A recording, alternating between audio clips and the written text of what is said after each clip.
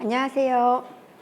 제4회 국민생활과학 토크라운지 사회를 맡은 손미현이라고 합니다. 오늘 이 방송을 보고 계시는 분들은 지금 그 자리에 무엇을 타고 오셨나요? 저는 지하철을 타고 왔는데요. 오늘 비가 와서 혹시나 자동차나 버스가 막힐까봐 걱정이 돼서 그랬습니다. 사실은 살면서 우리가 차가 막혀서 애태웠던 경험 누구나 한 번쯤 갖고 계실 것 같은데요. 저는 그때 그런 상상을 합니다. 공상과학 영화처럼 혹시 제오원서라는 영화 보셨나요? 브루스 윌리스가 에어택시라는 것들을 몰고 나르는 자동차를 타는데요. 그런 나르는 자동차가 와서 저를 태우고 간다면 얼마나 좋을까 하는 상상을 많이 해보곤 했습니다. 그런데 말이죠. 이 상상이 현실이 된다고 합니다. 바로 오늘의 주제, 도심항공교통 UAM에 대한 이야기인데요. 사실 부끄럽게도 전 UAM이 굉장히 생소한 단어였습니다. 그래서 오늘 함께 해주실 전문가분을 모셨습니다. 안녕하십니까? 안녕하세요. 제가 이분을 소개하게 돼서 무척 영광입니다. 우리나라 항공 우주 분야에서의 살아있는 역사라고 할 수 있는 분인데요. 국방과학연구소에서 재직하시다가 서울대학교에서 후학을 양성하셨고요. 2011년부터 우리나라 항공우주연구원, 아마 요즘에 누리호 발사 때문에 많이 들어보셨을 텐데요. 거기에서 2013년 나로호 발사를 성공적으로 이끄시고 아리랑 위성 355를 성공적 발사로 이끄신 주역이십니다. 서울대학교 명예교수 김승조 교수님 모셨습니다. 네, 안녕하세요. 반갑습니다. 네, 그리고 또 한 분이 더 있는데요. 저를 도와서 오늘 교수님의 강의를 함께 듣고 여러분을 대표해서 궁금증을 함께 전달해줄 서울대학교 건설환경공학부 김준성 학생 함께 자리했습니다. 반갑습니다. 네, 반갑습니다. 네. 오늘 저희한테 주어진 시간이 1시간이고요. 모시기 힘든 분을 모셔서 이 시간 꽉꽉 채워서 많은 내용 배워갔으면 하는 바람이 있습니다. 그래서 감사하게도 교수님께서 함축적인 내용을 모아서 강의를 해주신다고 하는데요. 지금부터 그 강의 경청해 보도록 하겠습니다. 교수님 부탁드리겠습니다. 네, 감사합니다. 최선으로 노력을 다해서 해보겠습니다. 제가 오늘 말씀드릴 것은 이미 소개해드렸습니다. UAM, 한국에서는 도심항공교통이라고 하죠. 영어로는 Urban Air Mobility입니다. 이것의 이제 기술적인 면과 이것이 어떻게 앞으로 변하겠는가 하는 것을 말씀을 드리겠습니다. 사실은 이 UAM 이 오늘의 그 토크 라운지에 이렇게 인연을 맺게 된 게 제가 최근에 여기에 관한 책을 썼어요. 그래서 일단 제 소개 겸해서 이렇게 보여드리면 최근에 그 이북으로 낸 건데 책의 제목이 파괴적 혁신의 도심항공교통입니다. 그래서 여기에 있는 내용을 상당히 간추려서 이게 뭐 350페이지쯤 됩니다만 간추려서 제가 말씀드리도록 하겠습니다.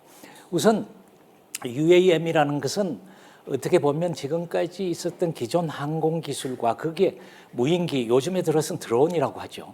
수직이 착륙할 수 있는 드론 기술들이 이렇게 발전하면서 그것이 자연스럽게 이제 UAM으로 발전해 나가고 있다. 뭐 이렇게 보셔도 좋습니다. 그런 관점에서 우리 항공 기술을 잠깐 한번 살펴보고 그다음에 무인기 기술의 그 발전 양상도 잠깐 살펴보고 그다음에 UAM으로 가보도록 하겠습니다. 뭐 다 아시겠습니다만 레오나르도 다빈치가 모두 아시는지 모르겠는데 레오나르도 다빈치가 이 항공 쪽으로도 여러 가지 관심을 가지고서 연구를 했습니다. 다빈치는 뭐 그림이 제일 유명하고 그다음엔 해부를 굉장히 좋아하고 그 그림 실력으로 여러 가지 생물이나 사람을 해부해 가지고 그 굉장한 업적을 남겼죠. 그래서 해부학의 시조라고도 하고 우리 항공 쪽에서는 항공공학의 시조라고도 합니다. 그런데 사실 다빈치는 이렇습니다. 다빈치는 그 유명한 그림은 먹고 살기 위해서 그렸고 다빈치가 정말로 하고 싶었던 것은 기술에 대한 탐구였습니다. 그래서 그림 그리다가 조금만 시간이 나면 나아가서 기술적인 과학적인 관찰을 열심히 했죠. 그래서 우리가 항공 쪽에서도 다빈치를 우리의 시조로 이 분야의 비조 이렇게 얘기를 하죠. 이 항공 기술은 한 18세기에 들어와 가지고 이제 기구라는 형태로 발전했어요. 뜨거운 공기를 통에 넣어서 그 부력을 만들어서 떠다니는 것을 했고 그 다음에는 엔진이 나오면서 비행선이 나오게 됩니다. 그중에서 유명한 것이 제페린 비행선이죠. 1910년부터 사람을 운송하기 시작했어요. 비행선에 디젤 엔진을 사용해가지고 프로펠러를 쓰고 해서, 그러다가 아주 유명한 것은 힌든버그라고 굉장히 유명한 비행선이 있었죠. 그래서 독일에서 미국까지 이렇게 완전히 대서양 횡단까지 할 수 있는 비행선을 만들어가지고 미국을 갔는데 거기에 착륙 도중에 폭발해 버렸어요.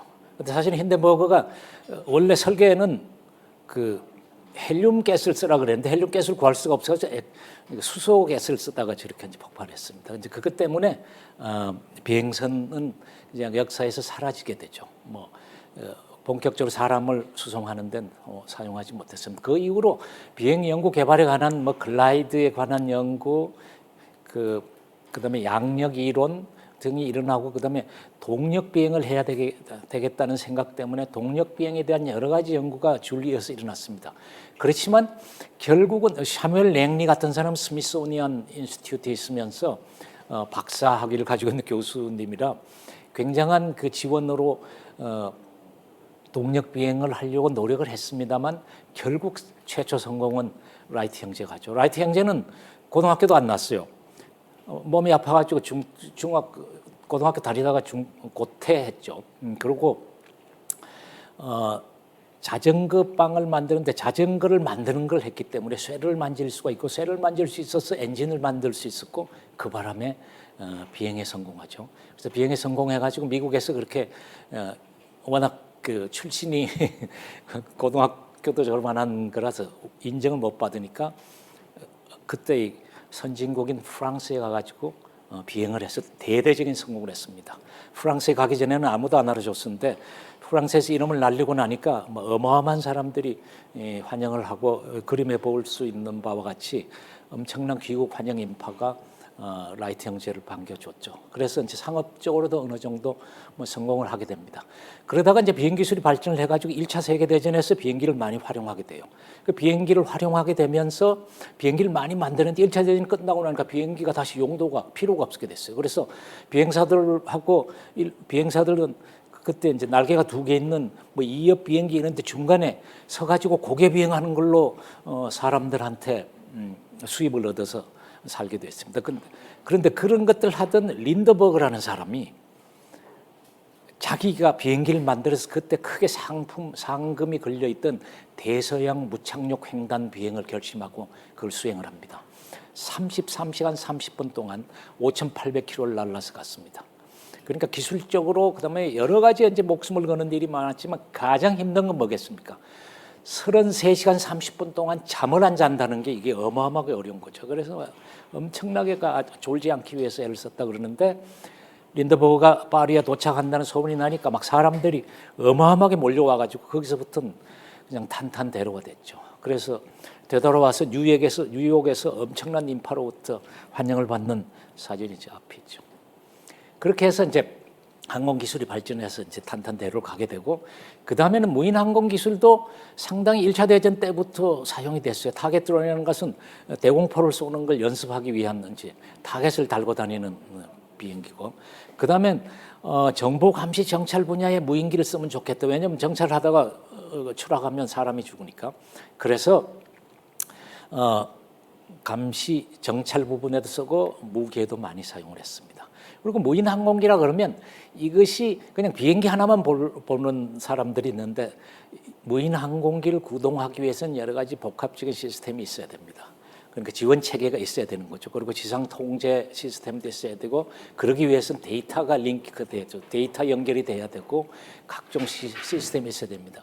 무인 항공이나 무인이란 말은 파일럿가 없다는 얘기예요. 그런데 사실은 이 사람들이 지금 현재 있는 굉장히 비싼 무인 항공기들은 자기들끼리 뭐라고 하느냐면 내부 조종사, 외부 조종사 하면서 비행기 띄울 때 조종사가 있습니다. 이제 궁극적으로 이제 앞으로 자율성이 커지면 없어지게 되겠죠.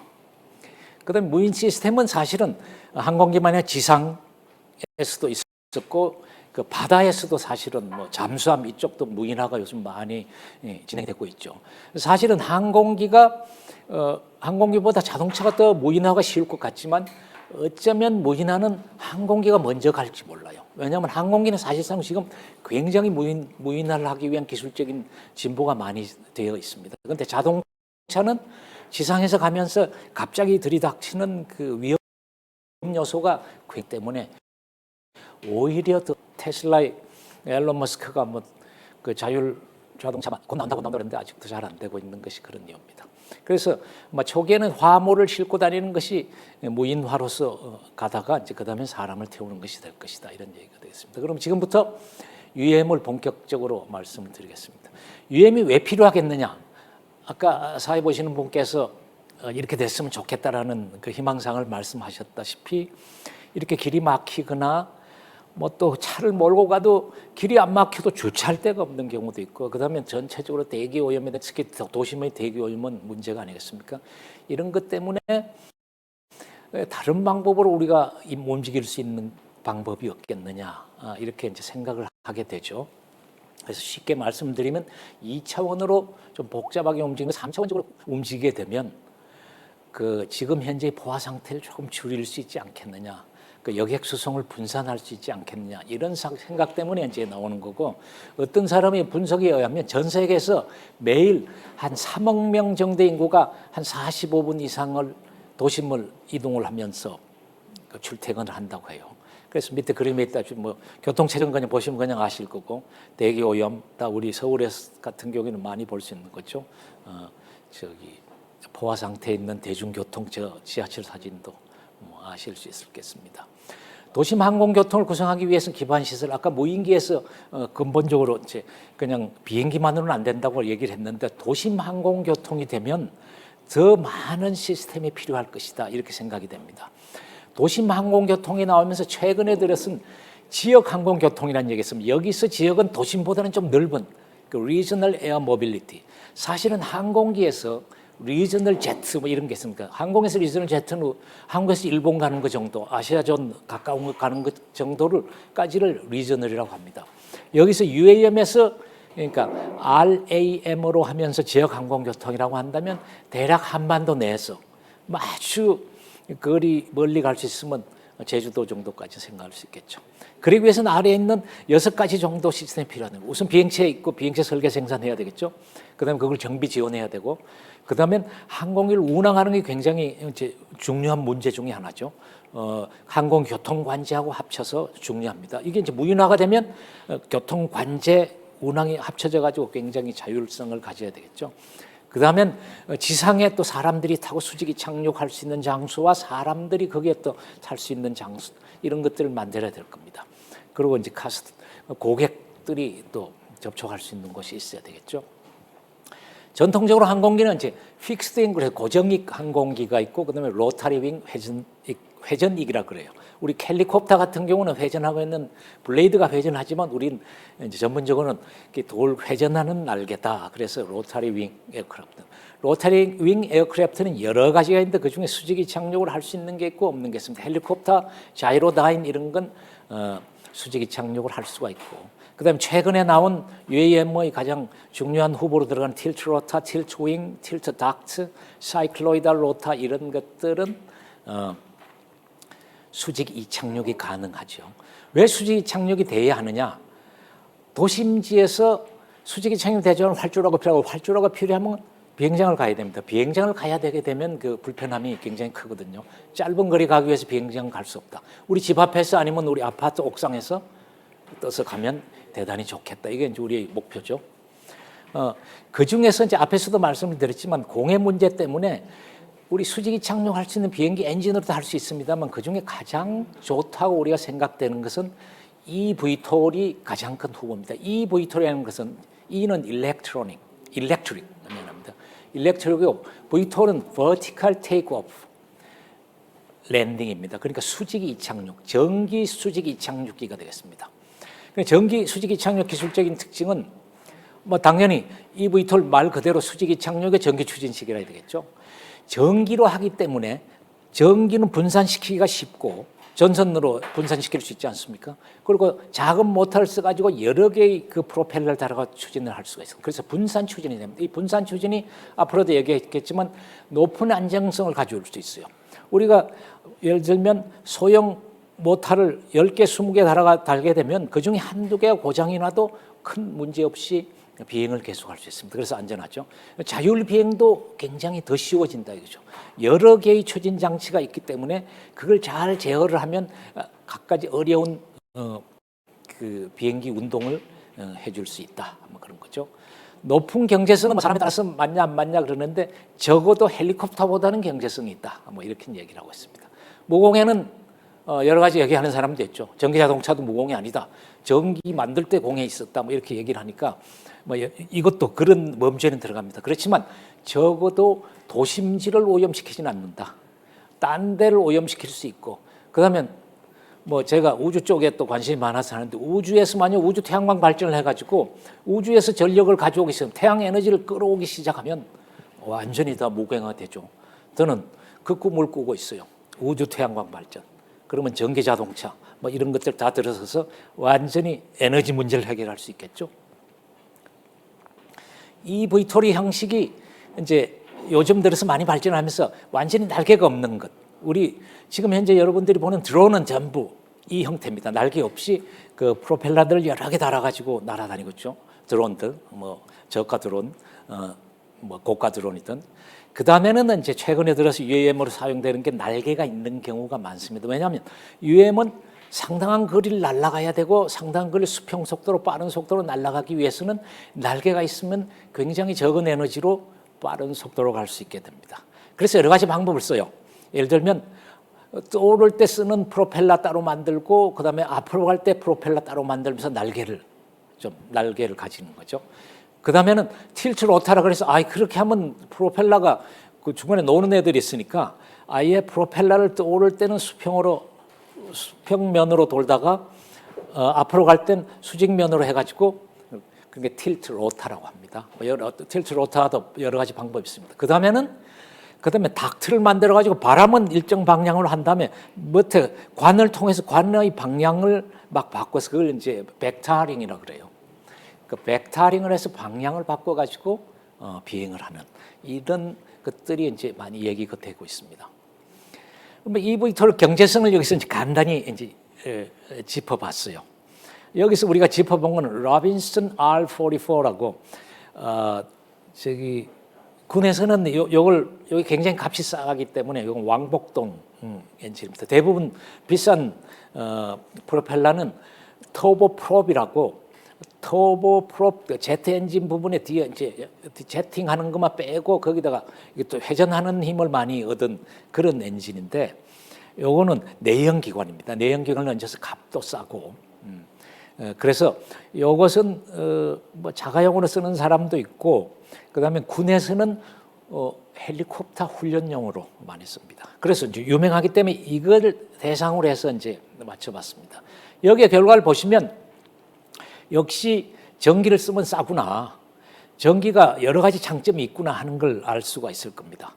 그래서 이제 상대적인 비용이 그냥 엔진으로 프로펠러 헬리콥터를 운용을 했을 때 100이라고 했을 때 여기 100은 좀 빠른 속도입니다. 여기 좀 뭐 단위가 마일이라 미안합니다만 125마일 굉장히 빠른 속도로 가면 테슬라 100이라고 가면 속도를 좀 줄여서 가면 우리 자동차 속도 너무 안 내면 거리를 멀리 가지 않습니까? 마찬가지로 이 경우도 한 150마일 정도로 가면 한 90%. 그 다음에는 전기식 헬리콥터를 바꿔서 같은 속도로 이제 비교를 다 해봤어요. 그랬더니 대부분 66 내지 65% 정도의 비용이면 되더라. 요거는 뭐 특정한 기종의 특정한 비행기하고 비교한 거라서 모르겠습니다. 그렇지만 여기서 보시면 eVTOL과 틸트 로타 eVTOL 이 기기 이 비행기들은 지금 현재 이제 나온 지 얼마 안 됐습니다. 이것들이 이제 나와서 많이 작동이 되기 시작하면 상당히 효율적으로 움직일 수 있게 되고 막 경제성도 있겠다. 뭐 여기에 대해서 제가 책을 쓰고 나서 제 책을 읽어본 또 같은 전문가 한 분이 딴 건 다 이야기했는데 경제성이 있다는 건 난 이해가 잘 안 되는데 하는 분도 있긴 했습니다. 뭐 그렇게 이견이 있을 수도 있습니다. eVTOL이 어떤 분야에 활용이 될 거냐 그냥 생각해 보시면 뭐 가장 쉬운 건 사람이 타고 가는 거죠. 그렇지만 화물 쪽이 굉장히 커질 수 있고 제한 유지 수색 구조 지금 현재 무인기가 하는 부분은 뭐 유인기로 해가지고도 이게 다 쓸 수 있는 부분이죠. 훨씬 더 큰 상태로 할 수 있는 것 특히 드론이 훨씬 더 큰 형태로 안정적으로 더 조작이 고급스럽게 움직일 수 있는 것들은 모두 다 할 수 있습니다. 그래서 이렇게 응용 분야가 많다는 것을 말씀드립니다. 그럼 eVTOL 성능을 뭐 여기 비교합니다. 지금 현재 eVTOL이 지금 누구 말로는 지금 물건을 만들어 놓은 것, 뭐 그림으로 있는 걸 설계해 놓은 것까지 합쳐 400몇 개의 그 UAM 항공기가 전 세계에 지금 출시를 대기하고 있다고 합니다. 근데 그게 이제 다 성공할 거냐? 그건 아니라고 봅니다. 라이트 형제가 비행기를 처음 이렇게 동력 비행을 성공하고 나서부터 뭐 전 세계 항공 비행기를 만들어서 어떤 사업을 하겠다는 회사가 수백 개 있었어요. 근데 지금은 몇 개 안 남았잖아요. 마찬가지로 이쪽도 이제 강자가 나타나면서 이제 경쟁에서 뒤지는 데는 없어지겠지만 지금 현재는 하여간 여러 개가 나와 있습니다. 그 중에 몇 개를 여기다 꼽아봤습니다. 볼로시티, 볼로코넥트 한 회사에서 만든 겁니다. 볼로시티는 좀 무익형이라서 짧은 거리를 가게 되고 볼로코넥트는 유익기, 날개가 있어서 좀 멀리 갑니다. 항속거리가 한 100km, 무익형은 30, 볼로시티는 35km. 그 릴리움이라고 공기의 방향을 바꾸는 틸트 닥트 스타일인데 이것도 한 240km 간다고 그러는데 이건 어떤 사람들은 릴리움은 또 뭐 이게 약간 이제 논란의 여지가 있다고 얘기하는 사람이 있어요. 본인들이 얘기하는 것만큼 못 가지 않느냐 하는 얘기를 하는 사람들도 있는데 뭐 아마 시간이 지나면 될 것 같습니다. 여기에 이제 얼마나 가느냐 하는 건 결국은 조금 이따 말씀드리겠지만 배터리 문제입니다. 그다음에 현대에서도 SA1 유익형으로 지금 얘기를 하고 있고 100km 이상 갈 거다. 근데 아직까지 물건을 나와서 시험 비행을 하고 있지는 않습니다. 조비 S4 유익형이죠. 조비 에비에이션에서 만든 건데 이게 지금 전 세계적으로 가장 앞서 있습니다. 하여튼 1차적인 그 인정은 받은 상태 최종 인정을 받으려고 대기하고 있습니다. 탑승인은 한 4명 정도 되고 250km 대단하죠. 사실 볼로시티가 뒤에서 말씀드리겠지만 볼로시티 같은 경우 35km를 가면 우리 서울 시내 먼 데서는 인천공항까지 못 갑니다. 그런 것들은 문제가 되죠. 그래서 조금 길수록 좋습니다. 그다음에 혼다 eVTOL은 이거는 완전히 eVTOL이 아니라 하이브리드입니다. 엔진을 갖고 있습니다. 엔진을 갖고 있으면서 하는 것을 추구하는 회사들도 많아요. 이건 혼다에서 만든 eVTOL인데 한 400km 정도를 갈 수 있다. 그리고 엔진하고 섞어서 하이브리드 하면 당연히 멀리 갈 수 있습니다. 그럼 아처라고 그 풀 일렉트릭이 다 100km. 그다음에 하나에서 버터플라이. 그 한국이 뭐 이렇게 두 개, 뭐 한국도 여러 회사, 뭐 SK는 이 저기 UAM 뭐 컨트롤 센터의 뜻이 있어가지고 SK도 뭐 열심히 이제 사업 추진을 하고 있습니다만 아직 우리는 자체 항공기를 가지고 하는 것은 뭐 그렇게 많지 않습니다. 이건 제가 잠깐 뭐 한 1, 2분 설명을 하는데 제가 서울대학 교수로 있을 때 개발했던 이제 eVTOL을 타겟으로 해서 만드는 사이클로이드al 로타 시스템인데 사이클로이드라고 제가 이름을 사이클로콥터라고 이름을 붙였습니다. 2013년에 2012년경에 시험 비행을 해서 그리고 그 이후에 최근에 들어서 작년 올해 이걸 본따서 비행기로 UAM으로 만들려는 시도가 있습니다. 사이클로텍이라는 데서 만든 비행기들 보여주고 있고 요거는 뭐 저희가 요거를 2000년대 초부터 기초 연구부터 시작해서 줄에 매달려서 나는 것 그래가지고 드디어 이제 최종적인 비행까지를 거쳐서 개발해온 역사를 이렇게 보여준 겁니다. 근데 시간이 없어서 요 조금만 약간 더 보고 이렇게 보여드렸습니다. 이건 뭐 실내에만 보였습니다. 아까 처음에 본 건 옥상에서 했고요. 또 운동장에서도 날렸던 기억이 있습니다. 그때 당시엔 뭐 텔레비전 방송국에서도 KBS, SBS 뭐 여러 군데 와서 또 취진해 갔었습니다. eVTOL의 기술적 해결과제 아까도 말씀드렸지만 가장 큰 것은 누구든지 제일 먼저 생각하는 기상 조건이 나쁘면 어떡할 거야. 많이 앞으로 더 연구해야 됩니다. 이건 제약 조건이 될 수 있죠. 아주 나쁘면 못 뜰 것이고요. 어지간한 경우에는 떠야 될 텐데 속도가 낮기 때문에 바람의 영향을 받아서 옆에 있는 빌딩에 부딪히는지 추락한다든지 하면 좀 곤란하겠죠. 그런 것들이 어려운 요소 중에 하나가 되겠습니다. 뭐 예를 들면 우리가 서울에서 제주도 갈 때 항공 기상 조건이 나쁘면 못 뜨지 않습니까? 그거하고 유사한 것이 될 텐데 그거보다는 좀 나아야 되겠죠. 교통 관제는 이제 도심 상강에서 대량의 항공기를 어떻게 자율 비행시킬 거냐 하는 것이 큰 아주 중요한 문제죠. 그다음에 EV토리 전용으로 쓸 주파수 할당, 주파수 활용 체계 이런 것들이 대단히 중요합니다. 사실은 주파수는 지금 주파수와 뭐 주파수 같은 경우는 이게 정해진 자원이 정해져 있지 않습니까? 이 자원이 정해진 주파수 때문에 우리나라는 그래도 낫습니다. 나라가 적으니까. 미국 같은 데는 주파수 때문에 엄청나게 싸웁니다. 지금 앨런 머스크하고 5G 하는 사업자들하고도 지금 크게 붙었어요. 소송 붙고. 이 주파수를 가지지 않으면 아무것도 못합니다. 요새는. 무선 주파수. 그래서 이제 주파수에 대한 할당. 근데 이거는 뭐 그쪽 주파수 할당하고 상당히 관련이 있는 뭐 우리 기관인 국토교통부니 이런 데서 굉장히 지금 UAM에 신경을 쓰니까 뭐 해결한 방법이 있을 거라고 보이고요. 그건 정치 사회적으로 이제 해결해야 되겠고, 가장 중요한 건 배터리일 가능성도 있습니다. 우리 전기 자동차도 경쟁력은 배터리 아닙니까? 그래서 배터리가 얼마나 효율적으로 만들어질 수 있느냐, 그게 이제 문제고, 안 될 땐 초기에는 좀 멀리 가고 있으면 결국은 하이브리드화를 해야 될 것이다. 그래서 엔진과 같이 간다. 왜냐하면 석유같이 화학에너지가 밀도가 높기 때문에 그의 도움을 초기엔 받을 수밖에 없겠다. 소음의 문제도 있죠. 시끄러우면 절대로 못 뜨게 할 테니까 헬리콥터가 근처에서 못 뜨는 이유는 헬리콥터가 로터가 커가지고 밑에 내려오는 바람도 크지만 소음도 크죠. 그래서 이제 그런 것들을 막아야 되는데 조금 이따 뭐 소음 얘기는 한번 다시 하겠습니다. 그럼 사이버 보안, 이건 어떤 무선 기기를 사용한 모든 시스템은 사이버 보안에 취약할 수가 있는 거죠. 물론 유선도 취약하지만 무선은 공중으로 날아와서 달라붙어서 해방을 놓을 수가 있으니까 뭐 그런 것들은 신경을 써야 되겠죠. 배터리 성능은 뭐 지금 계속 발전하고 있고, 저는 궁극적으로 이 배터리는 뭐 해결이 되지 않겠냐. UAM이 엄청나게 연구를 해가지고 해결 안 하더라도 저기 훨씬 더 큰 시장을 가지고 있는 전기 자동차, 어쩌면 뭐 세계 최고 부자인 앨런 머스크가 어떻게든 해결하겠죠. 그래서 저는 잘 할 거라고 봅니다.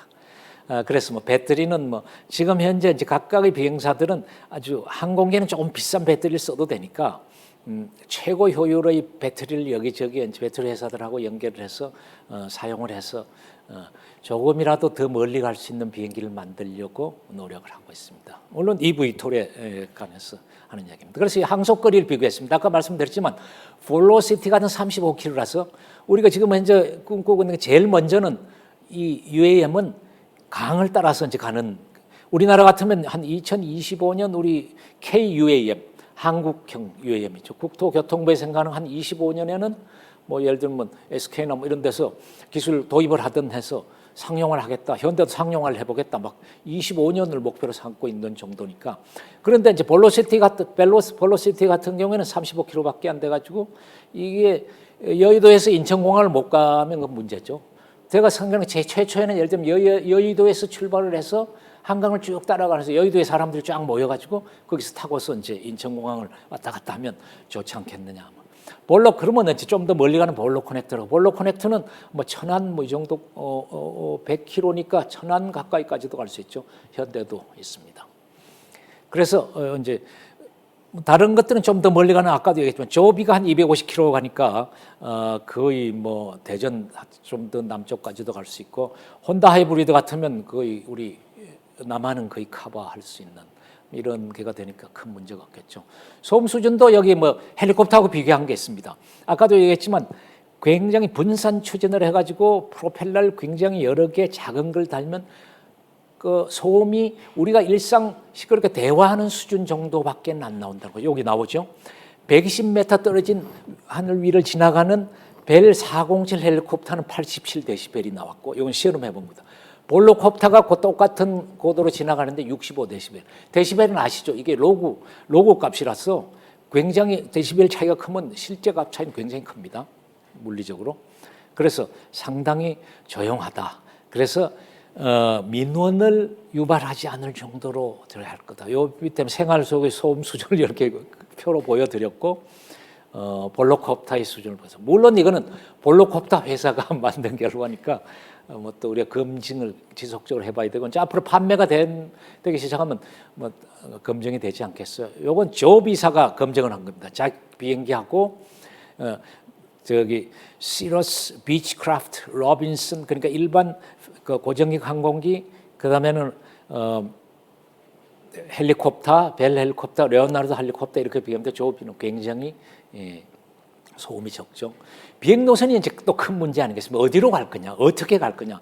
초기에는 강 따라가지만 그렇게 해가지고 그건 궁극적인 UM이 안 되니까 어떻게 할 거냐. 그러면 항로도를 어떻게 잡아갈 거냐. 그래서 이제 지금 많이 나온 건 회랑형입니다. 여기 있는 그림에 있는 것은 그 중에서 한 유럽에서 나온 논문에서 자료를 뽑았는데 이상하게 여기서는 완전 혼합형이 제일 좋은 것처럼 나왔는데 미국의 FAA 규제기관이죠. 나사 이런 데서는 회랑형으로 하겠다 이렇게 얘기합니다. 이게 이제 FAA에서 만들고는 굉장히 연구를 많이 하고 있습니다. 이 사람들은 이제 이게 앞으로 미래의 산업이 되고 엄청난 체계가 될 거다라고 생각하기 때문에 굉장한 노력을 들여서 하고 있습니다. 그래서 비행기가 다닐 수 있는 것들 여기에 있는 것들 보면 고정익 항공기, 헬리콥터, 그다음에 무인기, 그다음에는 UAM이 어떤 부분은 같이 다니고 어떤 부분은 독자적으로 다니고 이렇게 해서 회랑을 만들어서 하거나 또 이렇게 층간으로 이렇게 회랑을 만들어서 건물과 건물 사이에서 3차원적으로 그 공중 비행기라고 해서 처음에는 비행 저기 뭐 차선이라고 이제 했었는데 차선은 자꾸 찬 것 같아서 제가 비행길로 고쳤습니다만 하여간 이렇게 될 수가 있고요. 그리고 이제 형식 인증을 받는 것이 굉장히 이제 또 어렵습니다. 왜냐하면 사람이 죽느냐 사느냐. 그다음에 이 경우에는 비행기 탄 사람만 죽는 게 아니라 잘못하면 밑에 있는 지나가던 사람도 죽을 수 있기 때문에 이제 인정받는 게 굉장히 크다. 그래서 2024년, 26년 사이에 굉장히 많은 형식 승인, 형식 인증을 받으면 형식 승인을 받으면 이제 사람들을 태워서 다닐 수 있으니까 그럽니다. 미래는 어떻게 되겠느냐? 뭐 이건 좀 옛날에 그린 그림입니다. 이제 엔진이 너무 큰데 이건 분산형은 아니죠. 근데 어쨌건 앞으로는 궁극적으로 스마트 퍼스널 에어 비클, 다시 말하면 무인 조종사가 없는 게 되겠습니다. 그래서 모터 에너지 기술, 수직이 착륙, 안전 운항 인증, 소형화, 전자동화, 전자기술, 소음 진동 저감 그렇게 해서 미래는 도화 투 도화, 아파트에서 아파트로 그렇게 해서 된 것을 스마트 개인용 항공기라고 저는 정의하고 싶고 스마트 PAB, 퍼스널 에어리얼 비클이 되겠습니다. 그래서 이건 다른 방향으로 그림을 그려서 보는 거고 궁극적으로 이렇게 하기 위해서는 지금 현재 야단이 난 우주 기술이 직접적으로 이제 가담을 해서 정보 통신 지리 정보를 줄 것입니다. 그렇게 하게 되면 3차원 교통공간을 확보하게 되고 새로운 항공우주 산업 신성장 동력을 만들고 융합 산업이 항공기술은 우주기술은 다 융합 산업이죠. 그래서 미국의 이제 연구 결과에 의하면 에머전스 리서치에 하면 2021년은 지금 31억 달러에서 2030년 9천억 달러, 900억 달러쯤 돼, 1,000억 달러 되는 거죠. 근데 모간 스탠리 예측은 더 대단합니다. 2040년에 1조 달러, 2050년에는 8, 9조 달러가 될 것이라고 얘기를 합니다.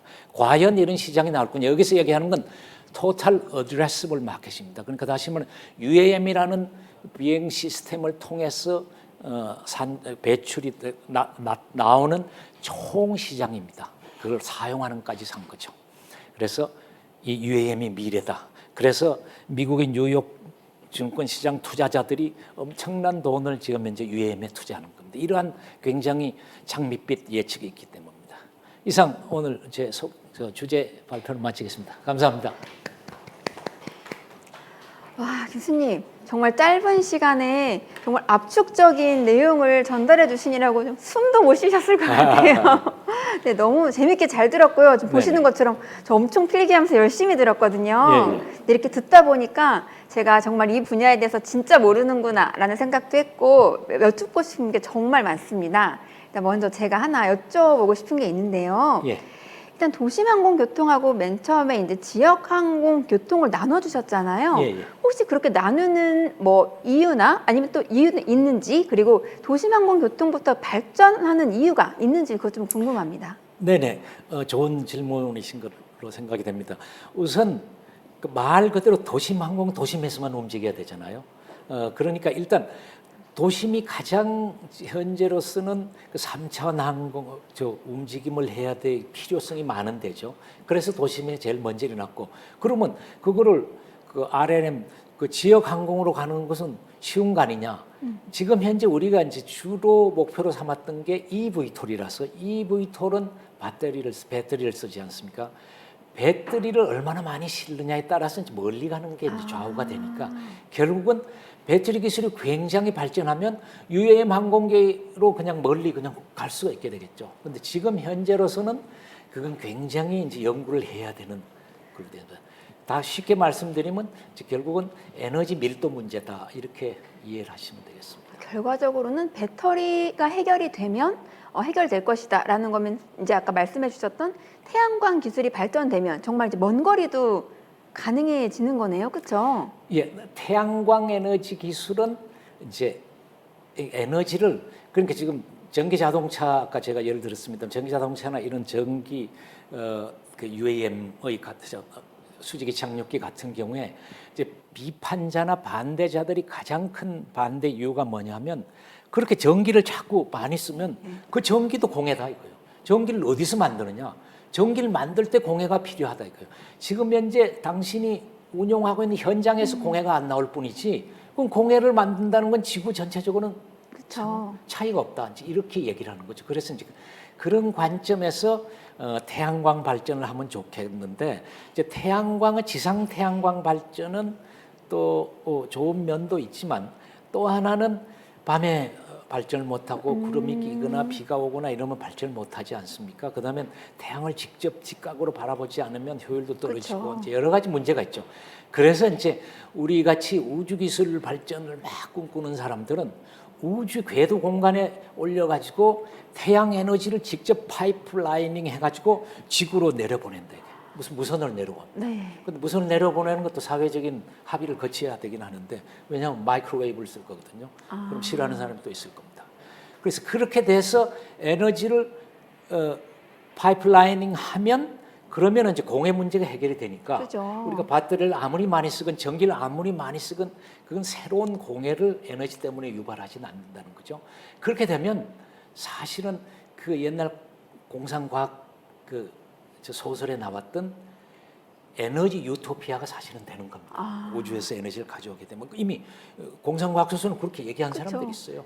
지금 저는 근데 교수님 말씀 들으면서도 소설을 읽는 기분입니다. 네, 아마 저는 이제 좀 전공 학생이 조금 더 깊은 질문할 수 있을 것 같은데요. 네, 교수님 강연 너무 잘 들었습니다. 그림을 보여주시기는 했는데 혼합형이나 회랑형 그리고 지역형 그림을 보게 될 경우에 직관적으로 약간 충돌할 수도 있겠다라는 생각이 드는데요. 혹시 이러한 방식들이 안전한 걸까요? 그리고 가장 안전한 방식 혹은 서울 같은 대도시 환경에서 가장 적합한 방식은 무엇일지 여쭤보고 싶습니다. 네네. 그래서 아까 제가 설명할 때도 얘기는 했습니다만, 이상하게 제가 봤던 그 이제 유럽에서 나온 논문 한 군데에서는 혼합형을 뭐 비교적으로 상대적으로 좋은 것처럼 얘기를 했는데, 제가 생각에는 회랑형이 답일 수밖에 없다라는 생각이 들어요. 그렇게 서로 간격을 띄워서 하고, 적어도 서로 돌아다니면서 부딪히진 않게끔 그렇게 해야 되겠고, 또 많은 이제 항공기를 그 공간 안에 집어넣어야 되니까 층간으로 회랑을 만들어 가지고 좌우 상하로 가야 되지 않느냐. 그래서 아까 그림에서 보여줬던 FAA, 이제 결국은 전 세계적으로 이것이 다 이제 활용이 되기 위해서는 지금 현재로서는 FAA가 앞으로 나서 가지고 하지 않으면 좀 힘들죠.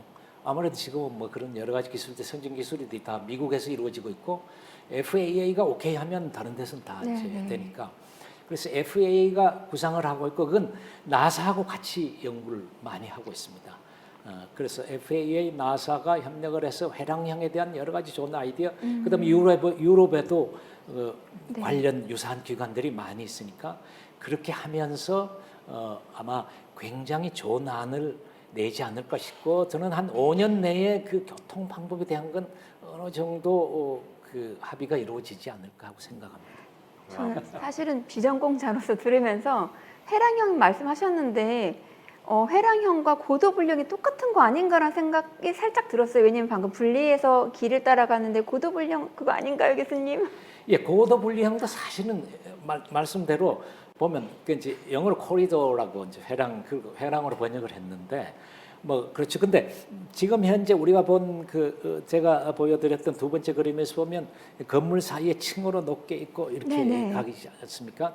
이제 그렇게 해서 여러 다층으로 해서 좌우 상하로 이렇게 하는 것을 이제 회랑형이라고 일단 네. 보고 그 회랑별로 회랑이 눈에는 보이지 않지만 이제 아예 여기는 뭐가 다닐 수 있는 길이다, 여기는 뭐가 다닐 수 있는 길이다 다 이제 나오는 거죠. 사실은 그 공군 조종사들 중에 어떤 사람이 그럽니다. 자기는 하늘을 자유롭게 나는 걸 꿈꾸면서 조종사를 택했는데 네. 나중에 조종을 해보니까 자기 마음대로 날 수 있는 게 거의 없었대요. 왜냐하면 관제 쪽을 말 안 들으면 네네. 안 되거든요. 어디서 어디로 가라는 지시를 안 하면 부딪히면 큰일 나잖아요. 그래서 이게 자유가 별로 없는 거 아니냐 이렇게 얘기를 합니다. 근데 이제 도심 항공교통 같은 경우는 더욱더 그런 관제 룰에 의해서 하게 됐고 궁극적으로는 조종사 개인의 그 감각에 의해서 하는 게 아니라 AI 기술을 이용을 하고 강력한 지리 정보와 그다음에는 강력한 그 정보통신 속도 이런 것들에 의존해 가지고 완전히 어느 데이터 집중 센터에서 돌아다니는 예를 들면 5,000대가 10,000대가 그 서울 상공에 돌아다닌다고 하면 메인 컴퓨터가 그걸 토탈리 구분을 해가지고 네. 관리를 하지 않겠느냐. 그래서 여기에는 바람이 너무 세니까 여기는 가지 마라. 뭐 이렇게 얘기할 수도 있지 않겠느냐 생각이 듭니다. 감사합니다. 좀 질문이 해결이 됐어요? 궁금증이? 네, 해결된 것 같아서 감사합니다. 그리고 제가 하나 질문 더 드려도 그럼요. 괜찮을까요? 네, 현재 이 EV 툴의 친환경성에 대해서 말씀을 해주셨는데요. 이게 구체적으로 아까 말씀해주신 것처럼 사실은 전기를 만드는 과정에서 다른 곳에서 이미 환경 오염을 일으키고 왔다 이 말씀도 해주셨는데 구체적으로 어떤 면에서 헬리콥터 혹은 다른 것들보다 친환경적인지 여쭤볼 수 있을까요? 헬리콥터는 어차피 이제 같이 그러니까 전기 UAM도 에너지를 쓰니까 비슷한 비친환경성이라고 보더라도 경제성이 더 있으면 에너지를 덜 쓴다는 얘기잖아요. 지금 거기서 비교한 건 에너지 덜 쓰는 거죠. 경제성은. 그렇기 때문에 더 친환경적이죠. 예를 들면 헬리콥터는 어차피 뭐 전기식 헬리콥터도 있습니다만 저기 왕복동이나 석유, 화석 에너지를 쓰니까 그런 관점에서 이제 친환경적이다라고 얘기하고 다시 이제 더 세부적으로 가면 적어도 서울 시내에서 만약에 돌아다닌다면 서울 시내를 오염시키지는 않는다 그런 얘기죠.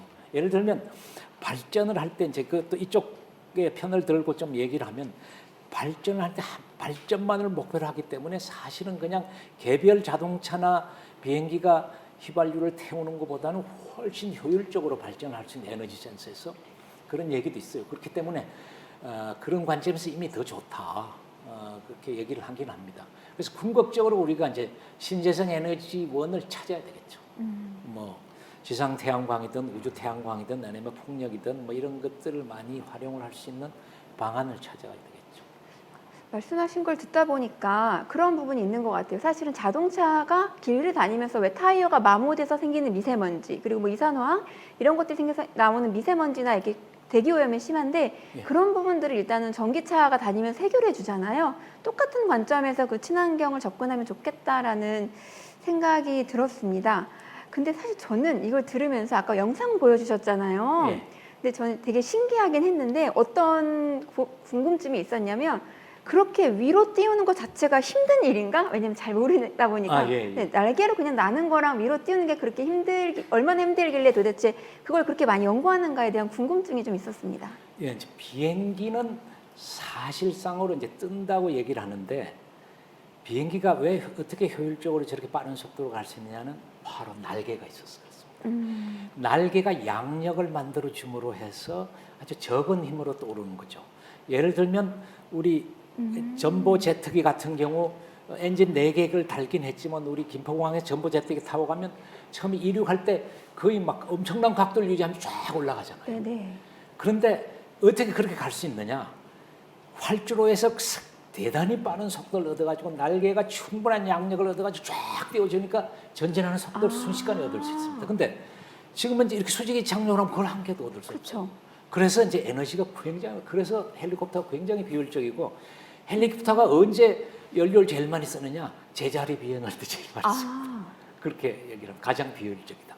그래서 이제 그런 관점 때문에 이제 수직이 착륙이 항상 이제 어려움 중에 하나였었죠. 수직이 착륙을 하면 비행장이 필요 없으니까 어마어마한 이득이 있는 거죠.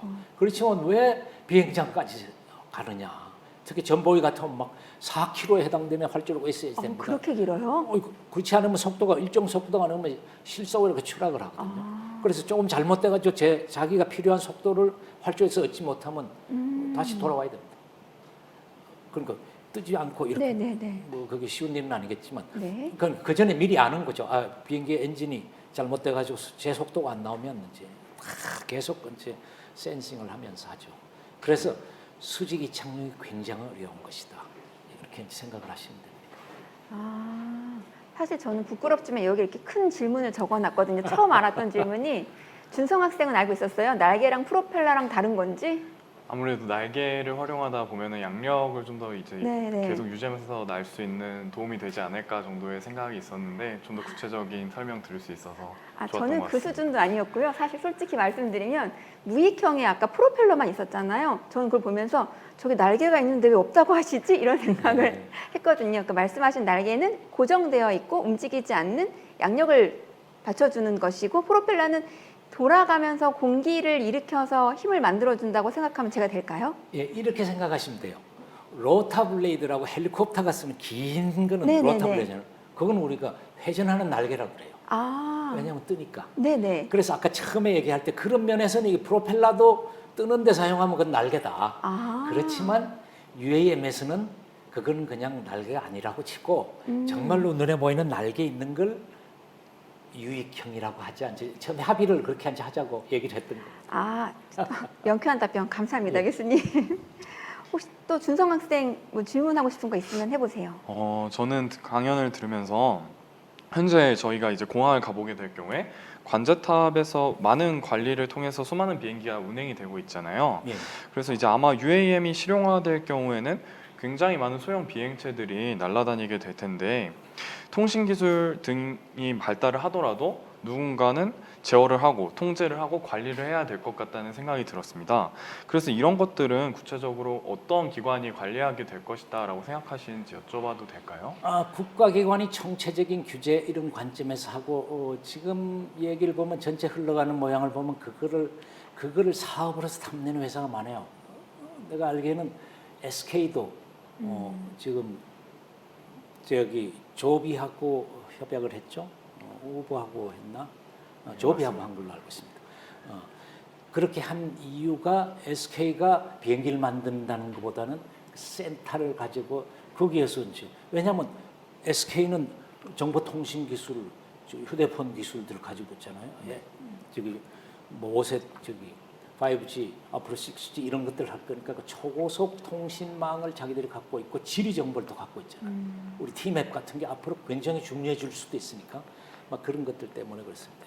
제가 잠깐 농담 드리면 우리 윤석열 대통령 도리도리를 제가 본의 아니게 하게 됐어요. 네. 좌우에 앉아 양쪽에서 지금. 계셔서.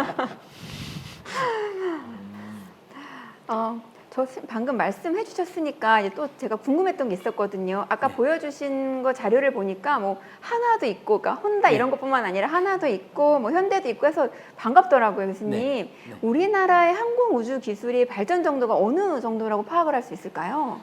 이제 항공 기술이 이제 기술적인 것만이 아니라 항공은 또 우리 한국에서 항공 기술은 그렇게 크게 발전은 못했습니다. 가장 큰 것은 막 시장이 없는 거죠. 시장이 적고 우리의 시장은 대부분은 이제 군이죠. 그래서 우리 군에서 사용하는 항공기에 관해서는 이제 상당한 수준을 이뤘어요. 네. 우리가 훈련기도 필요한 레벨로 3가지 종류 훈련기를 다 가지고 있죠. 초보 훈련기, 중급 훈련기, 고급 초음속 훈련기 T-50이 있지 않습니까? 뭐 그걸 고쳐서 또 FA 초등 전투기가 있고, 그다음에 지금 현재 KF-21 그 중급 전투기, 굉장히 좋은 전투기가 이제 그렇게 다 있어서 이제 상당한데 문제는 민수 시장이 없어서 그 이제 여객기에 관한 것이 없습니다. 근데 이제 슬프게도 여객기 시장이 덜 커요. 그래서 이제 그쪽을 개발시키려고 지금 현재 굉장히 노력은 하고 있죠. 그런데 이 분야는 UAM은 전 세계적으로 지금 같이 시작을 하고 있어요. 그래서 이제 우리나라도 국토부도 그렇고 우리나라 정부도 이제 앞으로 UAM에 빨리 들어가서 UAM에서는 우리가 선진국과 같은 속도로 가고 싶은 거죠. 다행히 우리가 UAM은 배터리가 굉장히 좋고 배터리를 상당한 걸 잡고 그쵸. 있지 않습니까? 그다음에 제가 항공우주에 대해서 굉장히 비판적인 시각을 가진 분들한테 항상 얘기합니다. 항공우주 기술은 종합 기술이거든요. 종합 기술이라는 얘기는 주변에 있는 기술 분야가 높은 수준을 유지하고 있어야지 그걸 받아가지고 할 수 있는 부분. 혼자서는 다 할 수가 없으니까요. 그런데 대한민국이 정보통신, 컴퓨터 기술에서부터 정밀화학, 그다음에 정밀기계공업, 즉 대부분의 우리 영광 분야에서 세계 탑을 하는데 왜 항공우주가 제대로 못하겠냐? 왜 발사체를 후진 것만 만들어야 되느냐 이거요. 우리 발사체 좋은 거 만들 수 있고 단지 우리 생각의 한계만이 문제다 이거예요. 그래서 이제 해야 될 거냐 안 해야 될 거냐 목표를 정한 다음에 aim high 해서 가면 충분히 할 수 있다고 생각합니다. 방금 이 누리호 발사도 왠지 말씀을 듣다 보니까 우리나라의 배터리 기술, 정보통신 기술 이런 것들이 집합체 때문에 그 적은 인원과 적은 비용으로도 성공한 게 아닌가라는 생각이 드네요. 당연한 겁니다. 예를 들면 우리 발사체 정도 수준의 미국에 있는 요새 벤처 회사들은 몇 명 모여가지고 막 해요. 그 이유가 뭐냐면 미국 누리보다 더 여건이 좋잖아요. 아, 그렇군요. 그러니까 기술이 없는 게 아니고요. 네. 뭐를 몰라서 못하는 거예요. 우리 국민들이 생각하는 거 달리 발사체는 기술을 모르는 게 아니고 그거 뭐 교과서가 800페이지, 900페이지짜리가 이런 게 나와 있어요. 문제는 그걸 물건으로 구현하는 데 어려운 거예요. 앨런 머스크가 그런 얘기를 했어요. 세상에 설계해가지고 시제품 만드는 건 다 쉬운 일이야. 뭐가 어렵습니까? 양산이 어렵다는 거예요. 그렇군요. 양산이 잘 돼야지 상업성이 있고 상업성이 있어야지 계속 회사가 유지가 될 수 있습니다. 우리도 나온 김에 말씀드리면 우주, 우리 발사체, 위성 분야도 지속 가능하게 해야 된다 이거죠. 국민 세금에만 계속 의존하면 절대로 지속 가능하지 않습니다. 전 확신합니다. 처음에 박수 칠 때 몇 번 박수하고 나면 발사 한 번 하고 두 번 하고 나면 다음에는 이제 뭐 영웅 다 없어지는 거죠. 그러면 우리 예산기관에서 왜 또 와서 돈 달라고 그래? 이렇게 되죠. 정말 현실적인 문제를 해주셨는데요. 이게 이것도 마찬가지입니다. 근데 다행히 UAM은 산업체가 더 열심히 해요. 너무 다행이네요. 우리 국토 KUAM 해서 우리 국토교통부도 열심히 하지만 그리고 이제 뭐 우리 과기부나 과기부에서도 항우연을 통해서 네네. 열심히 하고 있고 그래서 이제 그런 것들이 다 이루어지면서 산업체가 앞장서서 이제 가는데 이제 이것이 이제 가장 큰 난관은 어느 정도 해서 제대로 사업이 되려고 하다가 사고 몇 번 나면 그쵸. 이걸 어떻게 극복을 해갈 것이냐 그런 것들은 어려움 중에 하나입니다. 근데 뭐 해결될 거라고 보긴 합니다. 되게 지속 가능한 발전이 필요하다라는 점에서 되게 많이 공감하면서 제가 들을 수 있었던 것 같습니다. 근데 아까 이제 군사적인 수요만 있어서 어려웠다라는 점에서 차관에서 또 다른 궁금증이 하나 생겼는데요. 예. 서울의 경우에는 사실 이 군사적인 문제 때문에 이제 항공교통을 사용하기 어렵다라는 말을 들은 적이 있는 것 같아요. 그래서 UAM의 경우 또 이제 도심 항공교통인데 이것을 이제 서울의 강북 지역에서는 어떻게 사용할 수 있을지에 대해서 여쭤봐도 될까요? 예, 뭐 강북이나 뭐 어느 부분도 이제 서울에 이제 비행을 못하는 지역이 많이 있죠. 그런데 이제 아까 봤지만 우리 UAM은 층별로 이제 여러 개가 나오니까 지금까지 이제 공역이라 그래서 비행기가 날 수 있는 거는 일단 2차원, 그건 위에서 봤을 때 2차원적으로 공역을 그려가지고 있었는데 이제는 이제 그 공역을 3차원적으로 상당히 낮은 고도에서 지금도 굉장히 낮은 고도에서 나무 허가 안 없고도 저기 드론 날릴 수 있듯이 마찬가지로 그 높이 차이를 가지면서 하게 되면 허가를 얻지 못한 경우에는 그 밑에 경로로 날 수도 있고 뭐 예전에는 예를 들면 저기 북한산이나 청와대 근처 못 날았는데 요새는 거기 안 계시니까 또 뭐 그쪽으로도 갈 수가 있게 되고 좀 범위가 넓어질 수도 있을 것이고 특히 그런 것들은 이제 정부에서 여러 가지를 이제 고민을 해가지고 이 산업을 일으키고 이것이 미래에 가는 길이고 이게 우리 또 미래 한국의 먹거리가 될 것이라는 것 때문에 서로 이제 군과 그다음에 그 보안 분야 분들하고 모여가지고 어떻게 이걸 풀어서 이런 민간 산업이 번성할 수 있게 해주느냐 뭐 이런 것들은 길을 찾아야 할 겁니다. 그건 정치 사회적으로 해결해야 되겠죠. 그럼 그런 관점에서 저희가 사실은 아까도 말씀하셨지만 몇 번 사고가 나면 그 사업 분야가 이렇게 확 줄어든다 이런 말씀 해주셨잖아요. 당연하죠. 그러니까 사실은 법적으로 왜 많이 걱정하는 것들 가다가 떨어지면 어떻게 누가 다 혹시 죽으면 누구의 문제인가부터 뭐 그렇게 많은 바람이 일으켜서 혹시 막 건물을 흔들거나 뭔가 사고가 나면 어떡할까 이런 고민들이 좀 있는 것 같아요. 그래서 그런 부분에 대한 대책이나 뭐 어떤 과학 기술적인 방안 이런 것들이 혹시 있을까요? 뭐 그거는 지금 현재 이 분야를 연구하는 사람들은 비행기를 만드는 사람서부터 운용에 대한 규칙을 아니면 방법을 연구하는 사람들이 가장 중요한 요소라고 생각하는 거죠. 그렇지만 사고는 안 날 수가 없지 않습니까? 예를 들면 아까 제가 설명했던 비행선의 경우 제펠린이 그렇게 사업을 잘하다가 힌덴버그라는 최신 비행선을 가지고 사실은 헬륨을 쓰라고 그랬는데 헬륨 못 구해가지고 수소를 집어넣는 바람에 폭발했단 말이에요.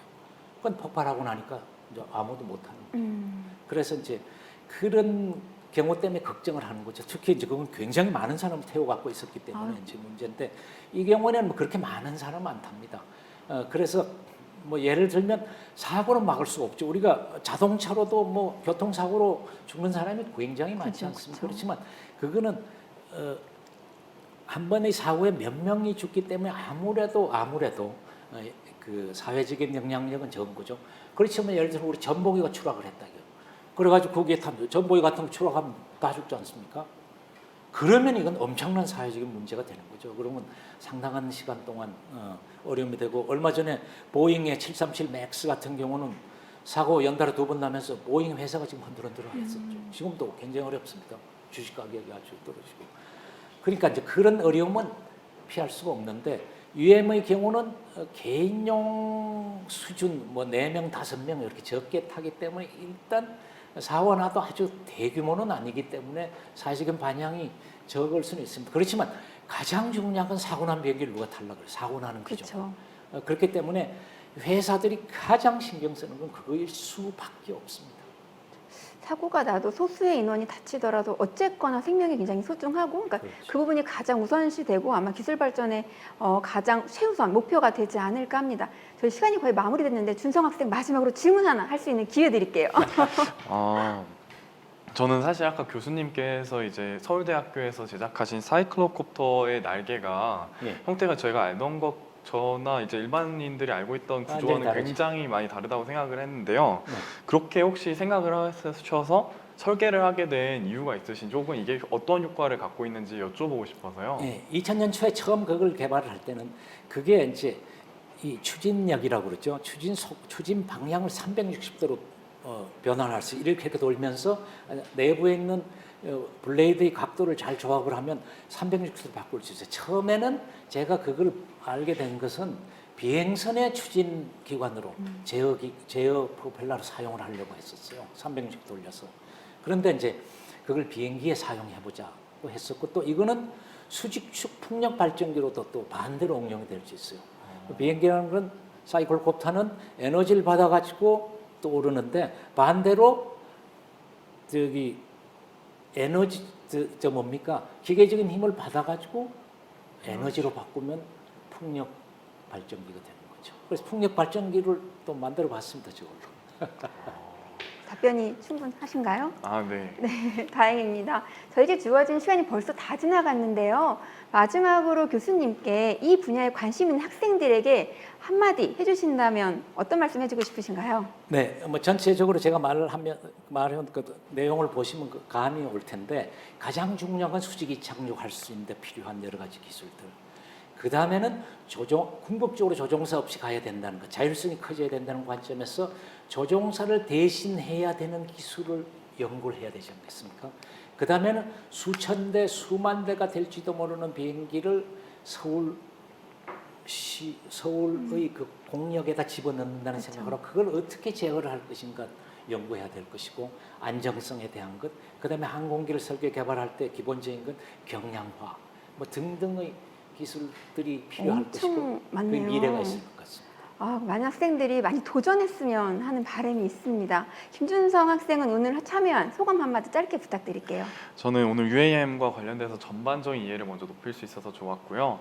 오늘은 특히 기술과 관련된 내용들을 굉장히 많이 들을 수 있었는데 추후에는 이것이 교통공학적으로 어떻게 도입이 될 수 있을지에 대해서도 설명을 들어볼 수 있으면 너무 감사할 것 같습니다.